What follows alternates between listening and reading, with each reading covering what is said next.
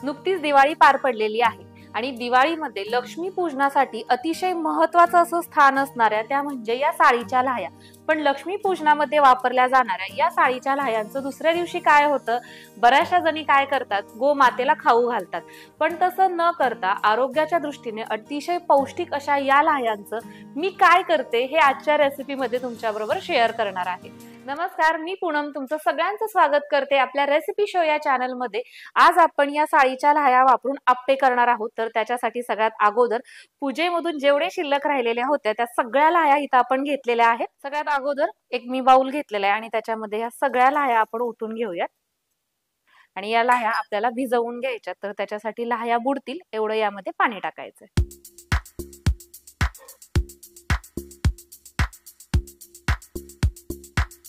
साधारण एक 5 ते 10 मिनिटांसाठी आपण हे भिजत ठेवूयात, म्हणजे छान मऊ असं हे पडल. अगदी थोड्याच वेळात इथे तुम्ही बघू शकता छान मऊसूद अशा या लाह्या पडल्यात. आता काय करायचं, एक मिक्सरचं भांडं घ्यायचं, त्यामध्ये आपण हे पाण्यासहित टाकतोय आणि याला एकदा आपण फिरवून घेणार आहे आणि छान असं बारीक आपल्याला बॅटर करून घ्यायचंय.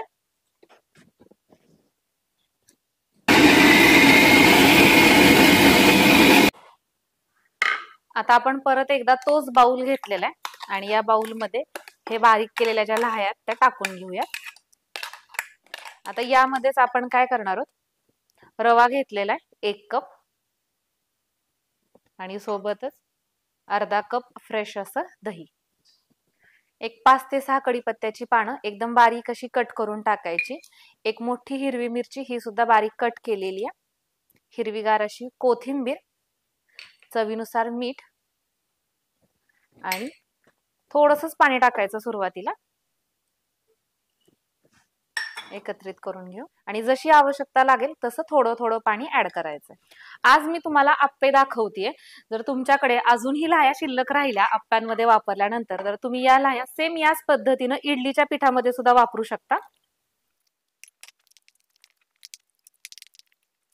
तर इथे तुम्ही बघू शकता हे अशा पद्धतीचं आपण आता करून घेतलेलं आहे आणि यामधला जो रवा आहे तो भिजणं गरजेचं आहे, तर त्यासाठी 10 मिनिट झाकून ठेवूयात. 10 मिनिट झालेले आहेत आणि आपलं हे जे पीठ आहे ना ते अशा पद्धतीनं मस्त असं भिजलेलं आहे, रवा भिजलेला आहे. आता काय करायचं, यामध्ये इथं 1 चमचा इनो घेतलेला आहे, हा टाकून घेऊयात. अगदी थोडंसं, म्हणजे साधारण 1 चमचाभरच पाणी टाकायचंय आणि हे छान असं एकत्रित करून घेऊयात. आप्पे करण्यासाठी आपलं बॅटर तयार झाले.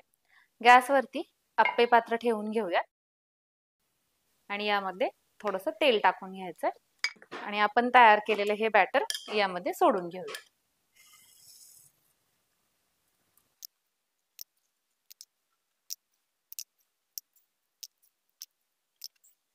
गॅसचा फ्लेम आपण मीडियम टू लो ठेवणार आहोत आणि हे आता झाकून घेतलेलं आहे. साधारण एक 2-3 मिनिटांनंतर चेक करूयात. अगदी थोड्याच वेळात, म्हणजे अगदी 3 ते 4 मिनिटांमध्ये तुम्ही इथं बघू शकता वरच्या साईडनं पूर्णपणे हे कोरडे पडलेले आहेत आणि जेव्हा वरच्या साईडनं पूर्णपणे कोरडं पडेल ना त्याच वेळेस आपल्याला याची बाजू पलटी करून घ्यायची.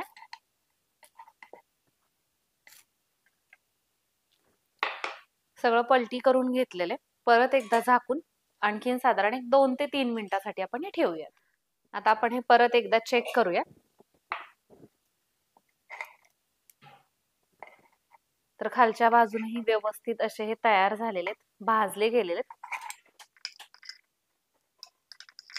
तर तुम्ही बघू शकता मस्त सुंदर असे हे आप्पे दिसत आहेत. तर या आप्प्यांसोबत खाण्यासाठी तुम्ही खोबऱ्याची चटणी करू शकता किंवा सांबर करू शकता. तसंही आपण कसं करतोय, जो पदार्थ वाया जाणार होता त्यालाच आपण उपयोगात आणलेला आहे, तो आपण छान खाण्यासारखा तयार केलेला आहे. तर त्याच्यामुळे जास्त अट्टहास करण्यापेक्षा खोबऱ्याची चटणी मी तुम्हाला करून दाखवते, तर तीच याच्याबरोबर मी सर्व करणार आहे. तर सेम अशाच पद्धतीनं काय करते, अगोदर हे जे राहिलेलं बॅटर आहे ती बॅच आपण करून घेऊ.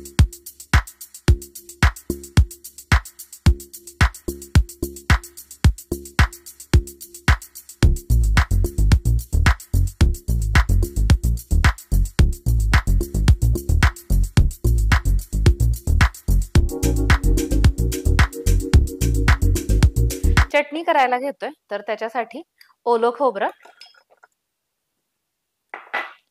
डाळवं, 2 हिरव्या मिरच्या,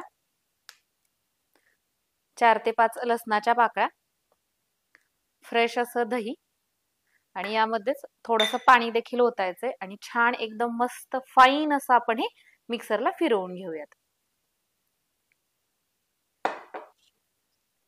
तर तुम्ही बघताय छान मस्त एकदम फाईन असं आपल्याला हे वाटून घ्यायचं. आपल्याला एक तडका तयार करायचा आहे, तर त्यासाठी तडका पॅन मध्ये तेल टाकून घेतेय.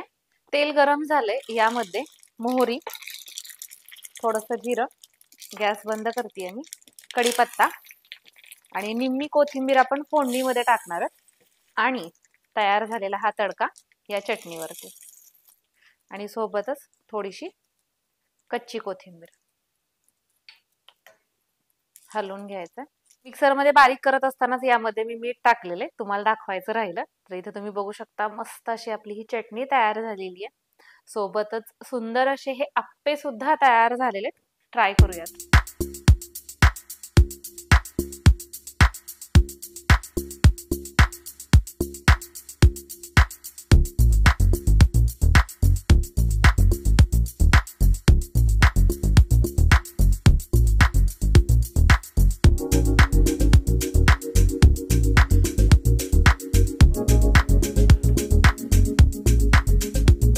अप्रतिम भन्नाट अशा चवीचे हे आप्पे लागतात. घरी एकदा नक्की ट्राय करा. मला माहितीये तुमच्या घरी सगळ्यांच्याच डब्यामध्ये या लाह्या पडून राहिलेल्या आहेत, तर ही रेसिपी घरी नक्की ट्राय करा आणि ट्राय केल्यानंतर तुम्हाला कशी वाटली होती हे मला कमेंट करून सांगायला विसरू नका. परत एकदा भेटूयात अशाच एका छान अशा रेसिपी सहित. तोपर्यंत बाय.